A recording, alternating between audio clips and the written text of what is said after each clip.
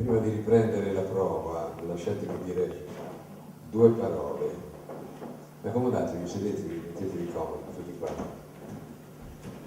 Voi avete letto, no? La commedia, lo so già. Che cosa pensate? Ecco. No, vi dico di no. Per ora non si hanno da abolire interamente le commedie dell'arte, cioè le maschere. Se è questo che voi volevate chiedervi. Del resto io non l'ho mai detto, né mai lo dirò, anzi noi italiani dobbiamo mantenere il possesso di fare quello che non hanno avuto il coraggio di fare altre nazioni.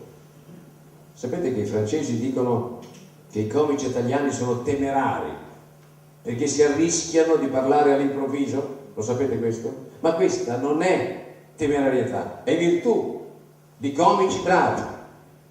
Ed è una gloria della nostra arte, onore dell'Italia, che ha portato nel mondo quest'arte ammirabile e solo nostra. L'arte di saper recitare improvvisando sulla scena e con non minore eleganza di quello che può fare un poeta scrivendo. Pensate che vi sto contraddicendo? No, non è così. E questo ve lo volevo dire da tempo. Questa riforma, per la quale lotto da tanti anni, questa riforma è una necessità sociale, storica, ed è già in atto. Noi aiutiamo la storia, tracciamo la strada per cambiare il teatro. La vecchia commedia dell'arte, le macchine sceniche meravigliose, i castelli incantati, gli intrighi romanzeschi, le fiabe che incantano come se fossimo sempre dei bambini, quelle sono già andate in fumo, ne ha bruciate il nostro secolo.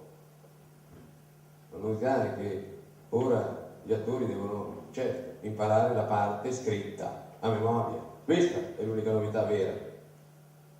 Io penso che in qualunque città del mondo, in qualunque tempo, quando un attore reciterà la sua parte scritta finché si vuole, mettendovi però tutta la sua invenzione, la sua sapienza, la sua fantasia, egli farà vivere sempre i fondamenti della commedia dell'arte. E un'ultima cosa, recitate con semplicità, senza cantare, senza fare le voci, senza fare queste cose, con verità, muovetevi con naturalezza. Posso dire? Prego, continuate. Muovete le mani secondo il senso della parola. Non distraetevi con lo sguardo e con la mente. Non guardate davanti a voi dei palchetti. E quando siete liberi, andate agli altri teatri. Guardate come recitano i bravi comici e imparate.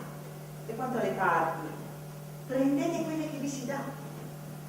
E voi, pubblico di signori e signore, non fate troppi rumori nei palchetti mentre gli attori recitano.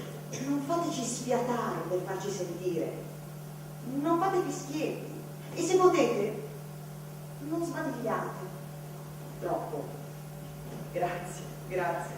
E noi tutti ringraziamo Carlo Goldoni, padre della riforma del teatro, che ha inventato tantissimi personaggi da mettere in scena con caratteri verosimili, simili, veri, come le persone che incontriamo nella vita.